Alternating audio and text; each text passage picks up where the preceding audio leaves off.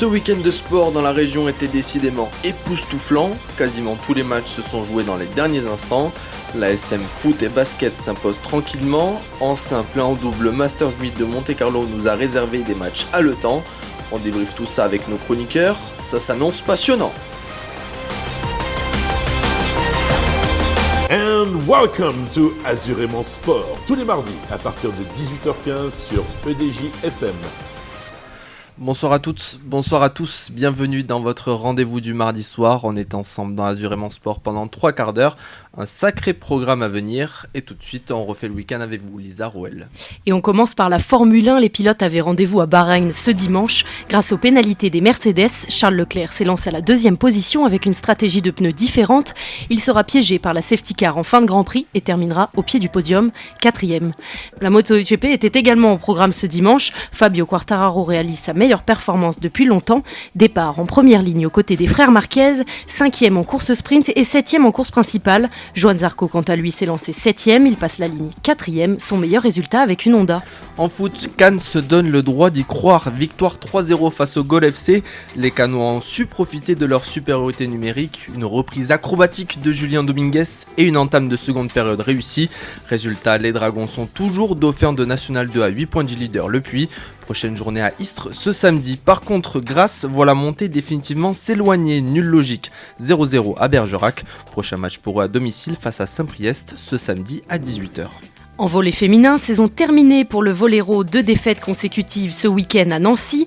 La dernière ce dimanche soir au bout du suspense, 22-20 dans le tie-break du 5e set. En Pro B, les Sharks ont bien réagi 3 jours après leur défaite en Alsace. Les Antibois retrouvent la victoire face à Nantes. Succès 87-65, précieux dans la course aux playoffs. Les hommes de J.D. Jackson sont toujours 9e. Il reste 5 matchs dans cette saison régulière et ça commence ce vendredi chez la Lanterne Rouge à Chartres. Et direction les terrains de rugby, c'était vraiment à couper le souffle ce week-end. C'est parti pour Azurément Molle. Un week-end de rugby où tout s'est joué à chaque fois dans les derniers instants. À Nice vendredi puis à Toulon dimanche. Il a fallu attendre la dernière minute et un ultime coup de pied pour connaître le vainqueur. Au stade Marcel Volo, c'est Tanguy Ménoré, l'ouvreur du stade niçois, qui a été porté en héros après un match complètement fou, Quentin Barbaza. 11 essais, un stade plein et surtout une victoire au scénario Hitchcockien. Oui, Marcel Volo s'est régalé ce vendredi soir face au Biarritz Olympique. Paradoxalement, ce succès 42-41 face à un club mythique 5 fois champion de France scelle définitivement le sort d'une saison dont tout le monde connaissait l'issue. Mais cela n'est resté qu'au rang d'anecdote vendredi tant l'équipe a été emballante à jouer sans crainte et l'esprit libéré. Avec une entame de match parfaite ponctuée de 3 essais signés Tofoua, Conduché et Bouton, Nice domine clairement Biarritz et mène rapidement 19-3. Derrière, les Basques vont réagir et compter 8 points de retard à la pause, 26-18. Nice est réaliste et marque sur chacune de ses incursions dans le camp du BO. Au retour des vestiaires, Tofoua impressionne par sa puissance et marque un doublé pour creuser l'écart. Et si le vieux briscard Saman inscrit 2 essais, il est imité par un plus jeune, Alexis Bouton, qui éclabousse par sa fougue et sa vitesse. Pour son 2e match en professionnel, le jeune ailier de 20 ans a inscrit lui aussi 2 essais, dont un extrêmement important à 5 minutes du terme. Nice était alors derrière de 7 points et a permis de relancer la partie. Le coach Mariano Taverna a tenu à féliciter son jeune ailier formé au club. Ouais, Alexis c'est très étonnant. Il a pris. Après, la nouvelle génération des joueurs de rugby, ils sont comme ça. Hein. C'est pas ma génération qui se prend la tête. Hein. Eux, ils sont légers. Et bon, après, ils sont sans pression aussi. Il n'y a pas de pression de résultat. Pour reprendre les mots de Taverna, il n'y avait pas de pression de résultat, mais gagner est toujours l'objectif premier d'une rencontre, alors Nice va repartir au charbon dans cette fin de match et obtenir une pénalité sur la sirène. À 30 mètres en coin, c'est Tanguy Ménoré qui s'en charge et la passe. Tout le monde exulte dans les tribunes, y compris le staff niçois. Jean-Baptiste Aldiger, lui qui a longtemps fait les gros titres de la presse biarrote, est en larmes. Pour lui, c'est un soulagement cette victoire. Moi perso, oui bien sûr je suis ému, parce qu'il y a une justice, quelque part je me dis qu'il y a un karma. Voilà, parce que les joueurs là de Biarritz, ils font ce qu'ils peuvent. Après, est-ce que les mecs qui au-dessus ont un plan, ils savent où ils seront la semaine prochaine, dans 3 semaines? Non. Je crois que les 6 dernières années, Biarritz, c'était pas ça. Je veux bien que les Biarros ne vivent leur saison qu'à travers moi, les dirigeants. Mais moi, je ne vis pas ma carrière et mon projet à Nice à travers une rivalité avec les dirigeants de Biarritz. Le jour où ils auront fait un truc et gagné un match ou monté un top 14 ou fait quelque chose, on pourra peut-être parler d'une rivalité. Pour l'instant, pour moi, c'est pas lève-motif de me dire est-ce qu'il faudrait que je fasse mieux que les nouveaux Goms à Biarritz. Pour ça, moi je suis à Nice et j'essaie de faire un projet à Nice. Alors certes, ce succès, le 5e de la saison et le second de suite à la maison, n'est pas bonifié, donc Nice, c'est officiel, évoluera en national l'an prochain, mais cela n'a pas empêché l'équipe de fêter comme il se doit cette victoire et le président Aldiger a même triplé la prime de match. Chose qui n'est pas prête de nous arriver. Bref, trêve de plaisanterie puisque nous filons à Toulon où cette fois malheureusement c'est la soupe à la grimace puisque les Rouges et Noirs sont éliminés de la Champions Cup. Mayol n'était encore jamais tombé cette saison et qui d'autre que le Stade Toulousain et ses 6 titres de champion d'Europe pour faire vaciller le RCT. Toulouse, sa pléiade d'internationaux, son sang-froid dans les moments chauds et surtout sa capacité à ne jamais douter, même lorsqu'ils sont menés de 9 points avant la mi-temps ou lorsque Melvin Jaminet décide de bombarder des obus téléguidés de plus de 60 mètres. Bref, Toulon a tout tenté, tout essayé, même invoqué le ciel de se mettre à pleurer pour empêcher les chevauchées toulousaines, mais on ne fait pas trébucher le plus grand palmarès du rugby mondial comme ça. Jack Willis en bon anglais qui se respecte s'outrefiche de la pluie et plonge dans l'embut avant que Pita Aquino limite 5 minutes plus tard. Toulouse marque 2 essais, chose que Toulon n'a jamais été en mesure de réaliser. Mayol a chanté, a poussé, a sifflé chaque coup de pied tenté, mais malheureusement Thomas Ramos a décidé de lui couper l'herbe sous le pied. Dans une ultime bronca, l'arrière international catapulte l'ovale entre les barres et célèbre comme un footeux anglais venant de climatiser un chaudron. Et justement, un fameux footeux anglais a affirmé « Le foot ça se joue à 11 contre 11 et à la fin c'est toujours l'Allemagne qui gagne ». Personnellement, je pense qu'au rugby, cet adage il irait bien au Stade Toulousain. Et oui, une célèbre phase de Gary Lineker, joueur qui ne tremblait pas face au but. Thomas Ramos, lui, n'a pas tremblé non plus au moment de taper cette dernière pénalité après la sirène. Toulouse s'impose 21-18 et file en demi-finale. Pour Toulon, petit coup d'arrêt qu'il faudra vite oublier car le top 14 reprend ses droits dès samedi avec la réception de l'ASM Clermont-Auvergne. Et on retourne vers les parquets avec l'actu de la Roca Team. Let's go. Three Mike James. C'est parti pour Azurément Clutch. 2 matchs en 48 heures pour la Roca Team. D'abord un déplacement costaud à Lasvel pour la dernière journée de saison régulière d'Euroleague, avec en ligne de mire la 4e place synonyme de play-off face au 5e avec l'avantage du terrain, Bastien. L'AS Monaco avait son destin entre ses mains. Après une défaite à domicile face au Pana, il fallait aller chercher une ultime victoire chez un adversaire que les Monégasques connaissent si bien, tellement qu'on a eu l'impression d'être sur un faux rythme tout le long. Nils Sako fait un chantier dans la raquette des Rouges et Blancs. Monaco insiste aussi à l'intérieur avec des Daniel Theis et Mam Jaïté très actifs. Les hommes de Vassilis Panoulis profitent de l'énorme maladresse extérieure de leurs adversaires 0/6 à la fin du premier quart. Résultat, petit écart à la fin des 10 premières minutes, 22-17 en faveur du club de la Principauté. Le deuxième quart-temps est un copier-coller du premier. Monaco maintient son avance grâce à de nombreux lancers francs. Nils Sako continue de faire mal avec ses 12 points en première période, soit plus d'un tiers des points de son équipe, puisqu'à la pause, le tableau des scores affiche 41-35 en faveur de Monaco. L'écart ne reste pas énorme, surtout que Théo Malédon n'est pas vraiment entré dans ce match. Et spoiler, il n'y rentrera pas du tout. Lui qui avait fait tellement mal aux Monégasques lors de la dernière rencontre, c'était le 23 mars, Lasvel était venu gagner à Gaston Médecin avec un Théo Malédon MVP à 27 points. Là, c'est une toute autre histoire. L'international français termine à 18 points certes, mais avec 6 lancers francs, un petit 3/7 à 2 points et surtout 5 ballons perdus.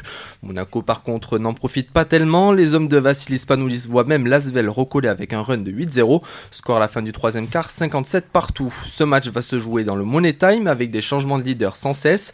Et à ce petit jeu-là, Monaco a le dernier mot. Les Monégasques finissent par l'emporter grâce au lancer franc. Score final 78-83.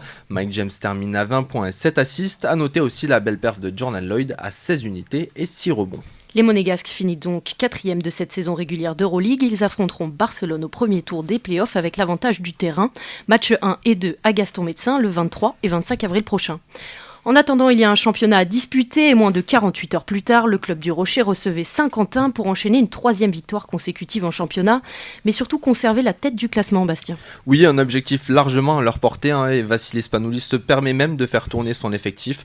Pas de Daniel Theis ni de Jaron Blossom Game, Okobo est toujours blessé et Papagiannis visiblement pas dans les plans du coach. On a assisté à la spéciale sieste du week-end, une salle à moitié vide en raison de la superbe programmation Monaco-Marseille et le Masters 1000 de Monte-Carlo dans le même temps. Alors quand vous avez le choix avec un Monaco-Saint-Quentin, le choix est vite fait. Revenons à notre match, ça a été un long fleuve tranquille pour nos basketteurs. Si ce n'est les 7 premières minutes de la rencontre où Saint-Quentin est au contact, Monaco va gentiment accélérer et infliger un 10-0. Le score monte à 24-10 à la fin du premier quart. Il y a même un écart de 26 points à 3 minutes de la pause, mais grâce à un petit coup de chaud de Jérôme Robinson, Saint-Quentin stoppe un petit peu l'hémorragie. Mais les Axonais seront maintenus à distance par les hommes de Vassilis Panoulis qui auront géré le tempo de la partie. Score final 86-72, la copie finale affiche un très beau 13/26 à longue distance et 24 passes décisives, de bon augure pour la suite selon Terry Tarpé. On manquait comme 8 minutes, peut-être quelques minutes dans le premier mi-temps, les dernières 3-4 minutes du quatrième. On a bien exécuté notre game plan. Donc ça c'est important pour l'avenir pour tous. On essaie d'apprendre de chaque match et je pense qu'on a fait ça ce soir et on va continuer à essayer à faire la même chose la semaine prochaine. Et grâce à leur qualification directe en play-off, les Monégasques disposent d'un peu de répit. Ils ne rejoueront que dimanche, ce sera en championnat sur le parquet de Dijon. Direction maintenant la terre battue de Monte-Carlo, c'est parti pour Azurément Slice.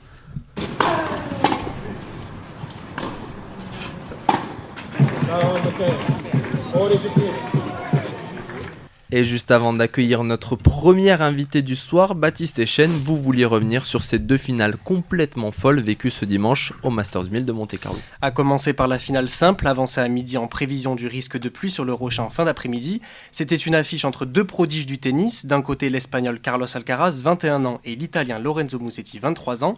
Alcaraz disputait sa 7e finale dans un Masters 1000, tandis que c'était la toute première pour Musetti.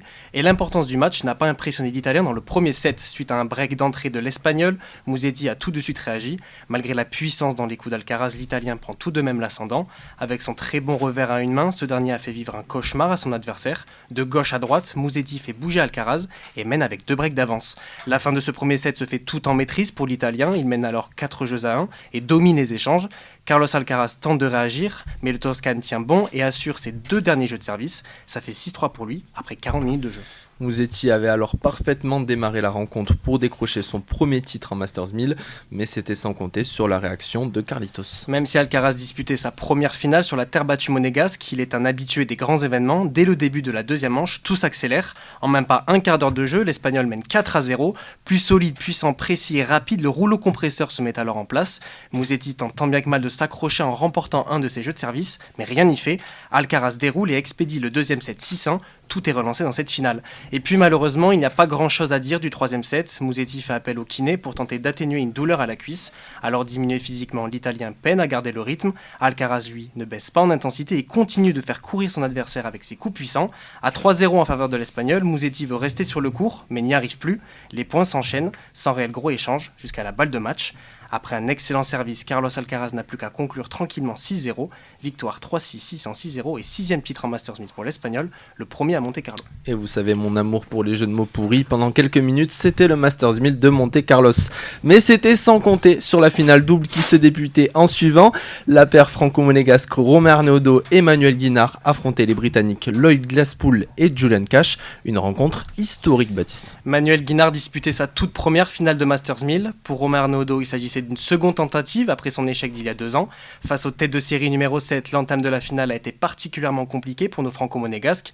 La première manche a été à sens unique, le duo a été largement dominé et a concédé le set 1-6 en seulement 25 minutes de jeu, mais la réaction a été belle. Alors qu'ils étaient totalement dominés, les 2 hommes ont ensuite tenu tête aux Britanniques jusqu'au tie-break. Après avoir élevé leur niveau de jeu, ils ont électrisé le court à chacun de leurs points. La paire franco-monégasque a même sauvé une balle de match avant de remporter la deuxième manche au bout du suspense. Le duo s'accroche à son rêve et a le droit de disputer un super jeu décisif. Guinard et Arnaudot sont survoltés et portés par un public en fusion. Ils commencent à frapper très fort et à courir très vite. C'est une dernière volée claquée au filet par le Monégasque qui conclut ce match fantastique. L'histoire est dingue. Invités du tournoi, Manuel Guinard et Romain Arnaudot s'imposent finalement 18 dans le super tie-break et s'offrent une improbable victoire sur ce Masters 1000. Les tribunes exultent, tout comme le prince Albert, présent pour l'occasion. Une joie immense s'empare du box des 2 compétiteurs. Ils ont déjoué tous les pronostics et sont devenus les rois de Monte-Carlo. Une victoire exceptionnelle au bout du suspense qui marque un tournant dans la carrière des deux joueurs. Romain Arnaudot est ainsi devenu le premier monégasque de l'histoire à remporter le tournoi de Monte-Carlo. Cela n'était jamais arrivé ni en simple ni en double. Il est le second à décrocher un Masters 1000 en double après Hugo Nice il y a 2 ans à Rome. Avec ce succès, Manuel Guinard grimpe au 36e rang mondial de la spécialité. Arnaudot, quant à lui, se classe 43e, un record pour les deux joueurs. Actuellement, ils sont 7e à la Race 2025, ainsi virtuellement qualifiés pour le Masters, un rêve éveillé devenu réalité. Et rien de mieux pour conclure ce magnifique tournoi de Monte-Carlo. Des émotions extraordinaires et une performance historique. C'est le moment de vous accueillir. Bonsoir Romain Arnaudot. Ça va bien ? Ça va très bien, et vous ? Ça va. Bah, écoutez, on est un peu plus de 2 jours après ce sacre. Est-ce que vous avez réussi à descendre de ce nuage, à réaliser un petit peu ? Pas vraiment là. On a bien fait la fête dimanche soir, donc le réveil lundi était très compliqué. Et puis je pense que la redescente d'émotions, ça fait un peu l'effet d'une gueule de bois au final, même s'il y avait aussi un peu d'alcool, je pense, qui a joué là-dedans. Mais hier c'était assez violent en fait, la transition, on va dire émotionnelle, mais aujourd'hui je commence un peu à réaliser. J'ai fait un peu le tour des médias et je profite aussi parce que je sais d'où je viens et je sais que c'est très compliqué. C'est exceptionnel d'avoir fait ce que j'ai fait, et donc j'essaye de profiter au max, et après je vais quand même me reconcentrer un petit peu sur la suite. On a vu chez nos confrères de l'équipe une petite rumeur concernant un tatouage. Ça s'est fait ou pas ? Ça fait parler. Non, pas encore, mais je vais le faire évidemment. J'ai lancé cette petite plaisanterie quand je regardais mon pote Hugo Nice qui jouait justement, j'étais avec Mélanie qui est la directrice du tournoi. Et il y a un gars du staff du club qui s'est fait tatouer le logo, l'écusson du MCCC sur le mollet, parce qu'il avait perdu un pari. Et c'était avant le premier tour. Je lui ai dit, écoute, moi si je gagne le tournoi, je le fais aussi. Mais en aucun cas, je pensais que j'allais devoir le faire, parce que je pensais vraiment pas qu'on allait gagner le tournoi. Et donc c'est parti comme une plaisanterie, évidemment. Et puis il a fallu que je gagne le tournoi. Et donc je vais le faire, mais c'est bien volontiers. Parfait. Il y avait eu, on en a parlé vite fait avant l'émission, cet échec en qualif de Coupe Davis là, face au Portugal. Vous perdez à la fois le double puis le simple décisif. Il n'y avait clairement pas là de meilleure revanche possible que de gagner à domicile un Masters 1000. Ouais, je considère pas ça du tout comme la même chose. La Coupe Davis, c'est vraiment pour moi quelque chose de différent. Et le tournoi, c'est vraiment autre chose aussi. C'est une carrière individuelle, même si c'est du double, le tournoi. Et la Coupe Davis, je joue vraiment pour l'équipe. Donc j'avais mouillé le maillot en simple aussi sur le match décisif de Coupe Davis, alors que j'avais joué le double avant, et que j'étais vraiment fatigué, j'avais fini en crampe et tout ça, et j'avais failli gagner, mais donc j'avais perdu pour l'équipe, ça m'avait fait mal, mais en vrai, personnellement, j'étais assez fier de ma prestation quand même, et parce que j'ai failli battre un gars qui était 100e mondial, et alors que j'étais fatigué de mon double juste avant, et ça m'a donné un petit peu de confiance, sauf que 2 jours après, j'étais tellement fatigué que je me suis claqué les abdos, parce que j'ai tellement pas l'habitude de faire du simple. Mais en tout cas, non, l'avoir gagné le tournoi, c'est quelque chose d'à part, et c'est un peu irréel pour moi encore. Et dans ce Masters, il y avait de sacrés joueurs de double avec plein de têtes de série, Elio Varapaten, Kravitz Putz, Granollers Ceballos et j'en passe encore. À quel moment vous vous êtes dit, bon, il y a peut-être moyen d'aller chercher quelque chose ? En fait, on n'y croit pas vraiment. Je peux pas penser comme ça. Quand on commence un tournoi, c'est dur de se dire on va le gagner, surtout quand c'est un Master 1000. Quand je fais un Challenger, je peux me permettre de dire oui, je suis tête de série 1, je suis favori. Mais là, il y a tous les meilleurs joueurs du monde, donc c'était inenvisageable. Mais à partir de la finale, je pense que j'ai commencé vraiment à y croire, à me dire là, j'ai vraiment une belle chance de gagner. Parce qu'à partir de la demi, je me suis dit, en fait, il nous reste les numéros 2 et les numéros 1 mondiaux à battre à partir de la demi. Donc je me suis dit, c'est quand même loin d'être fait cette histoire. Mais dès qu'on est en finale, déjà, on a une certaine satisfaction parce qu'on a la coupe, que ce soit la petite ou la grosse. Mais moi, c'est vrai que j'avais déjà fait la finale la dernière fois et j'avais des sacrés regrets depuis 2 ans de l'avoir perdu. Est-ce que ça s'est revenu un peu dans votre tête au moment de la finale ou au moment du super tie-break, cette finale perdue il y a 2 ans ? Un peu, ouais. À un moment donné, ça se goupille mal. Je crois qu'on mène 7-5 et là, je fais une balle qui sort de 1 cm au retour. Après, il me fait un retour boisé qui atterrit sur la ligne. Il revient à 7 partout. Je me suis dit, là, ça va pas tourner pour moi encore cette fois-ci. Et finalement aussi la folie un petit peu de mon partenaire Manu qui crie un peu dans tous les sens, ça nous a permis d'un peu exorciser tous ces démons et de faire sortir toute la pression aussi. Et au final, voilà, quand on va servir à 9-8, là je me dis là on a vraiment l'occasion de le faire. Et en fait, voilà, ça m'aurait fait tellement de peine de ne pas l'avoir fait qu'après j'ai eu une telle joie, c'était exceptionnel. Et durant les derniers mois, années, donc en 2023, vous étiez avec Sam Weisborn, ensuite vous avez joué avec plein d'autres tennisman différents, Arthur Cazot, Théo Arribagé, Inigo Cervantes, Andrés Maiz. Expliquez-nous un peu ce qui est différent avec Manuel Guinard, pourquoi ça a fonctionné si bien, décrivez-nous un peu cette relation, cette connexion. En fait, maintenant, il y a tout le monde qui joue bien, donc moi, je marche beaucoup à l'émotion et voilà, au relationnel, en fait. Donc, dès que ça se passe bien avec un gars, on parle le même langage. Et après, je m'entendais très bien avec mon ancien partenaire Weisborn, même si on parlait en anglais ensemble. Mais voilà, pour moi, c'est important de jouer avec un copain. Et puis, vu que voilà, tout le monde joue bien, surtout Manu sur terre, je sais que c'est un sacré joueur. Donc, il y a eu aussi une petite alchimie qui s'est produite. Et ça fait plaisir aussi de revenir sur des choses simples du double qui au final sont des copains qui jouent ensemble parce que ça s'est tellement professionnalisé sur les dernières années que maintenant en fait on est des businessmen, on travaille ensemble, c'est un peu comme ça que les joueurs de double se considèrent, on va jouer avec un tel par rapport au classement, par rapport au profil de jeu mais pas par rapport au profil humain et moi en fait je choisis mes partenaires plus sur l'humain que sur le tennistique. Voilà. Et comme l'a dit Baptiste il y a quelques minutes, vous avez fait un bon classement. Comment on vit, quand on n'est pas forcément préparé comme ça, cette surexposition immédiate là, comme ça, un bon classement, les médias qui viennent d'un coup comme ça, comment on le vit ? Très bien, ça va, j'ai 32 ans, je suis pas non plus, j'ai pas commencé à jouer hier au tennis, mais c'est vrai que j'ai une histoire assez particulière, mais après j'ai quand même fait finale il y a 2 ans, et j'étais 50e mondial il y a 2 ans, donc là je suis 44, c'est pas non plus un changement exceptionnel, mais le gros changement c'est que, voilà, moi si je perdais au premier tour cette année au Masters, je pense que j'arrêtais ma carrière fin d'année parce que j'avais plus la possibilité d'aller sur les tournois ATP, c'est ça qui me nourrit aussi et qui me fait vivre financièrement. En challenger, on gagne pas notre vie en double. Donc voilà, le fait déjà d'avoir fait demi, je me suis dit je vais encore pouvoir continuer à jouer. Et là de gagner, en fait, ça m'a repropulsé au plus haut et je vais faire maintenant les Master 1000, les Grands Chelems. Donc ça m'a offert 12 mois de circuit principal. Et c'est pour ça que je joue au tennis, c'est pour faire les plus beaux tournois du monde. Donc là, vous prolongez un petit peu le bonheur. C'est quoi le programme là dans les semaines, mois à venir? Toujours avec Manuel, j'imagine. Ouais, il faut qu'on s'appelle avec Manu pour faire le point. Mais là, on va essayer d'aller faire Madrid, le Master 1000, et après on va faire Rome. Madrid, en fait, l'inscription était avant notre résultat à Monaco, donc on avait l'ancien classement. Donc on n'est pas rentré, mais on va être premier remplaçant.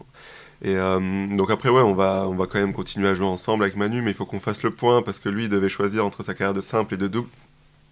Et là il a pris 2 jours pour réfléchir. Et après on a reçu énormément de messages aussi, de sollicitations. Donc lui je sais qu'il a coupé son téléphone là pendant 2 jours parce que c'est pas facile à gérer. Donc il avait envie de se retrouver un peu tranquille.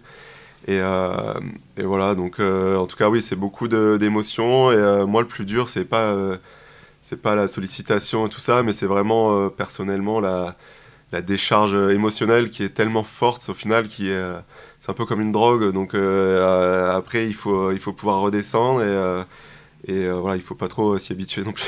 Très bien. On vous souhaite beaucoup de bonheur pour la suite et que vous preniez du plaisir le plus longtemps possible. On continuera de suivre vos performances. Merci. Timing l'oblige, on va être obligé d'enchaîner. Merci Romain d'avoir été avec nous. Merci à vous.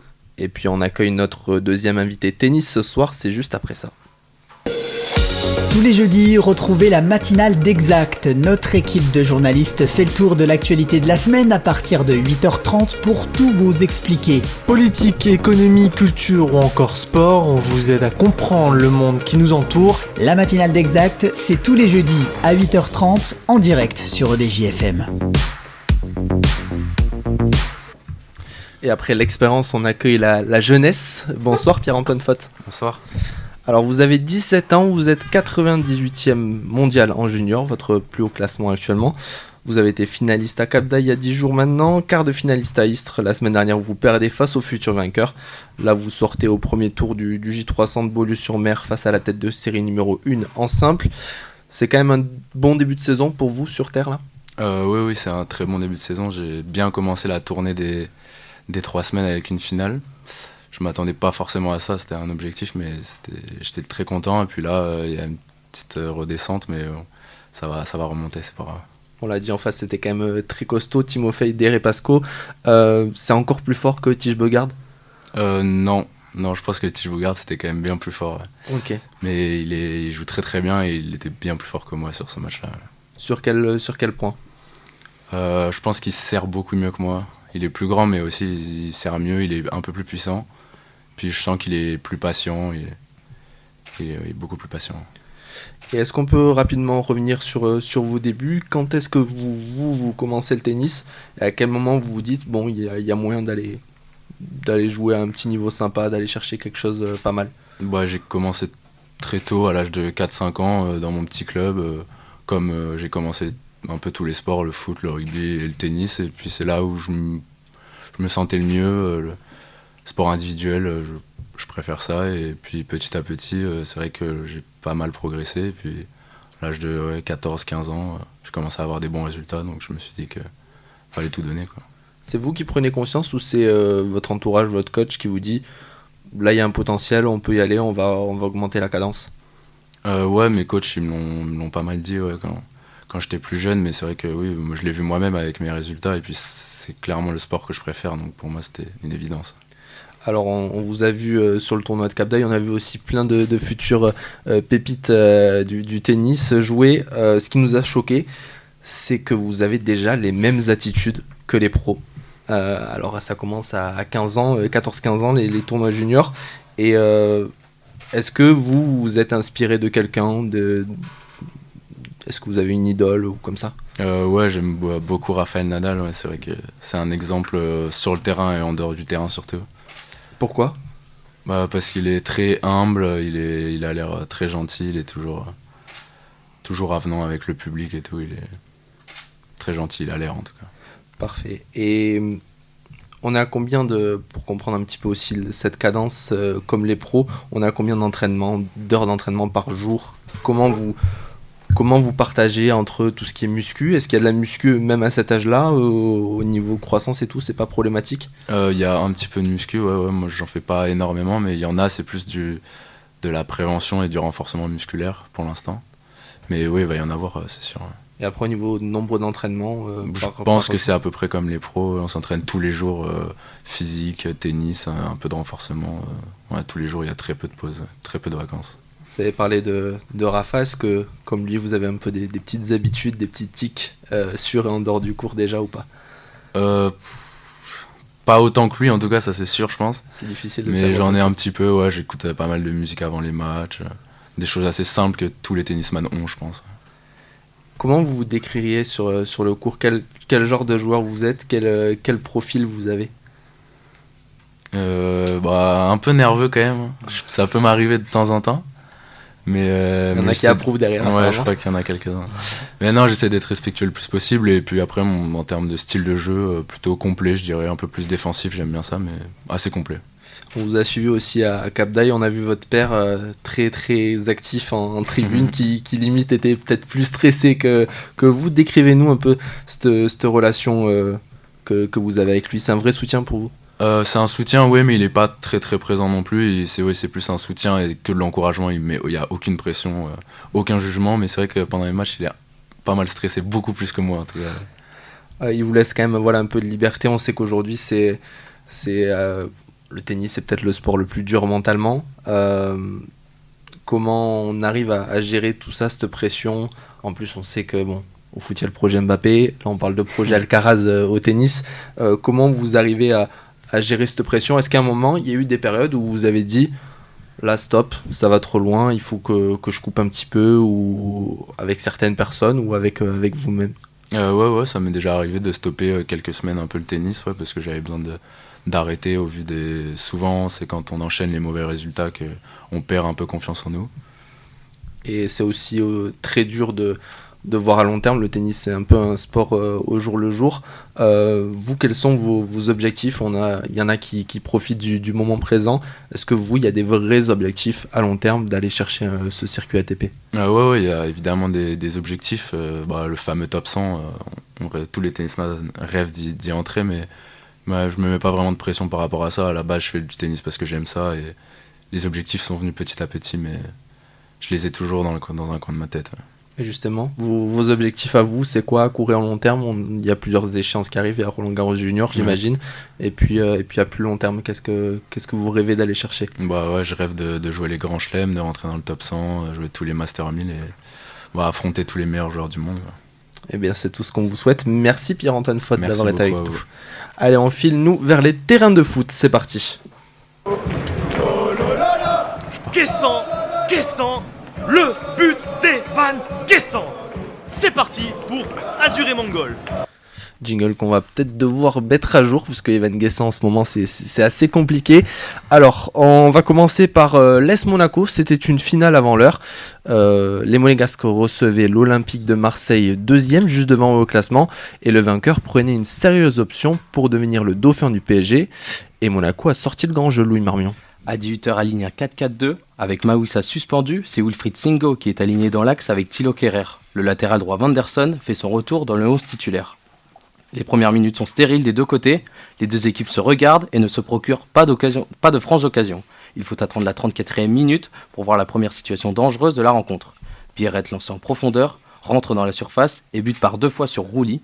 Le ballon traîne, revient sur Zakaria qui dévie à Minamino. Le japonais ouvre le score sur le premier tir cadré monégasque. Marseille peut revenir au score en fin de première période, mais Luis Enrique loupe l'immanquable. Sur un centre venant de la gauche, l'attaquant marseillais tire à côté du but vide. Une grosse frayeur pour l'ASM qui n'est pas encore à l'abri.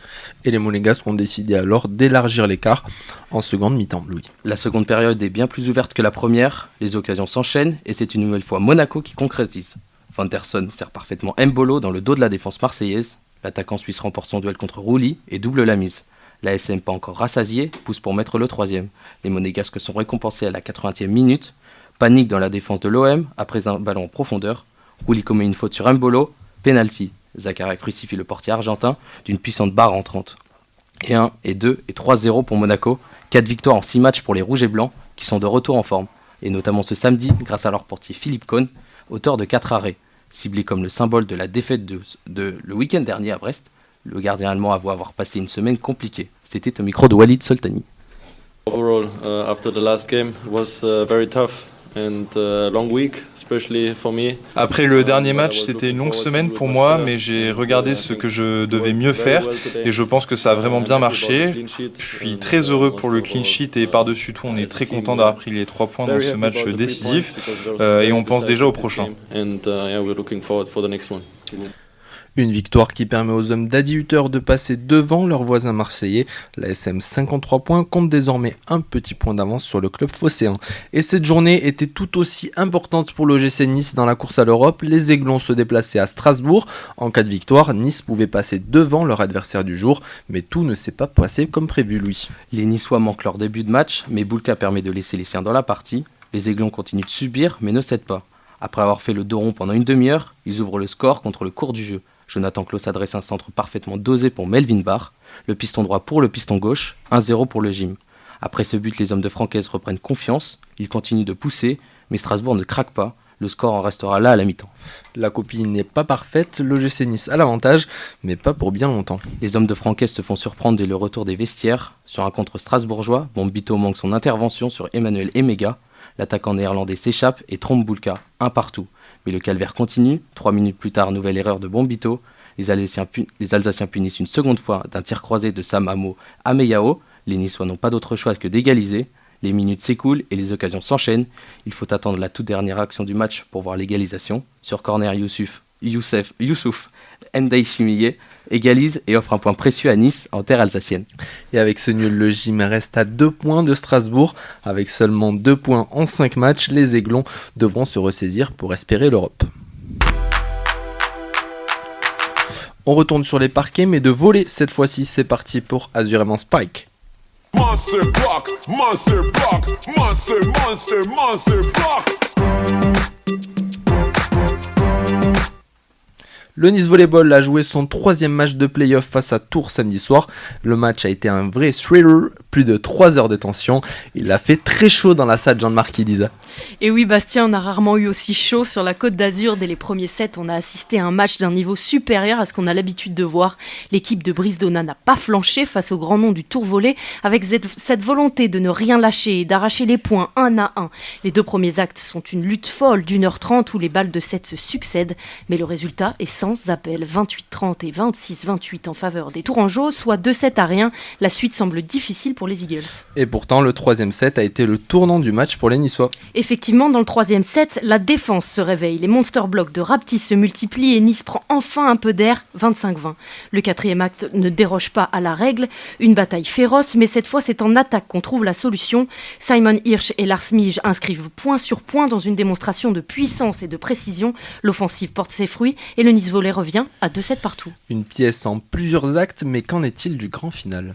Après plus de 3 heures, la salle est en ébullition. Les tribunes grondent, les supporters jubilent. Entre excitation et peur, le score affiche 5-2 pour Tours.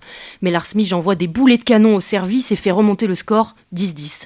Rien n'est joué, c'est finalement Strello qui vient crucifier les Niçois, d'abord sur un bloc percé puis sur un ace. 16-14 dans ce tie-break décisif. Les Eagles peuvent sortir la tête haute. Brice Donat donne son sentiment sur le match. Je suis un peu déçu parce que on craque un petit peu, mais sur des tout petits détails à la fin, alors que on fait vraiment une très belle partie. J'ai un joueur remplaçant, Lars Mij, qui fait vraiment un très gros match. On a fait une saison exceptionnelle, on a été bon du premier match au dernier match, et sur les 2 premiers matchs de play-off, on s'est inconsciemment et peut-être même un peu consciemment relâché. Et ce soir, je pense que on a vraiment fait une très belle réponse, une salle comble, une ambiance de folie. Donc beaucoup de satisfaction sur la saison. C'est donc une fin de saison pour cette équipe et l'émotion est au rendez-vous. Mason Briggs, libéraux, a effectué sa première saison en France et chez les pros. Il revient sur cette dernière avec une pointe de nostalgie. Weird emotions, end of a season is always tough. Émotion bizarre, la fin de la saison est toujours difficile. Certaines personnes ont les larmes aux yeux et c'était pareil dans mes clubs précédents. Cette équipe ne jouera plus jamais ensemble et je pense que c'est assez émouvant. Et je suis fier de tout le monde et reconnaissant pour cette opportunité extraordinaire et cette super saison. J'aime l'ambiance de Nice, je suis fier d'y jouer et d'y vivre. Encore une fois, toute l'équipe, le staff et les supporters ont été incroyables. Les coups sur les gradins et les applaudissements dans les tribunes, c'était fou. 5e au classement de la Marmara Spike League, Nice réalise son meilleur résultat avec vraisemblablement en ligne de mire la Coupe d'Europe l'année prochaine. Fin de saison pour le Nice Volley, mais également pour Cannes qui échoue face à Montpellier. Les Cannois peuvent sortir la tête haute, ils les auront poussés jusqu'au 5e set du match 4 ce lundi soir. Le soleil n'était pas présent, mais ça n'a pas empêché le beach volley de faire sa loi à Monaco. Dans le brouillard et sous la pluie, les combats étaient rudes. Et oui, on n'arrête pas ces titans des sables. Michael Chamy avait la double casquette organisateur et joueur ce week-end. Il revient sur la difficulté de ce rôle. C'est compliqué à gérer, à la mise en place, etc., des choses et de penser un petit peu à tout. Mais après, le plaisir de jouer, il est quand même là. On s'entraîne toute l'année, donc ne pas faire son propre tournoi, le tournoi qu'on organise à Monaco, ça aurait été encore pire, je pense. Donc on est vraiment content du résultat avec Vincent. Vincent, mon partenaire, il revient de blessure. C'est son premier gros tournoi. Moi, voilà, je suis dans la gestion, donc c'est un peu compliqué d'être focus en tant que joueur.